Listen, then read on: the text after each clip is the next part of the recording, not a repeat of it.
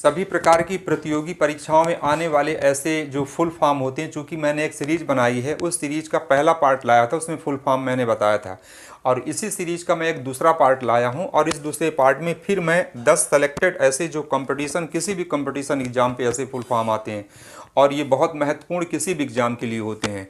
और तो मैं सबसे पहले SEBI, securities and exchange board of India, ये पहला है। दूसरा है नीति, ये थोड़ा सा इसका बैकग्राउंड बताना चाहूँगा।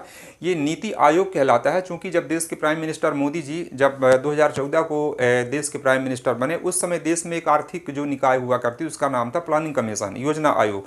तो योजना आयोग को समाप्त करके उसकी जगह एक नई संस्था बनाई गई जिसका नाम रखा गया नीति आयोग। अब इस नीति आयोग को एक विस्तार के रूप में समझाया गया है।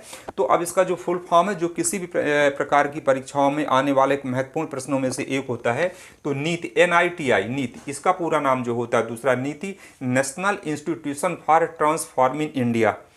तीसरा है ISRO, Indian space research organisation. चौथा है NASA, national aeronautics and space administration. पांचवा है NCERT, national council of educational research and training. छठवां है NABARD, national bank for agriculture and rural development. सातवां है Google, global organisation of oriented group language of earth. आठवां है रोम, रीड ओनली मेमोरी। नौवां है NCET, national council for teacher education. 10वां है NAAC, national assessment and accreditation council.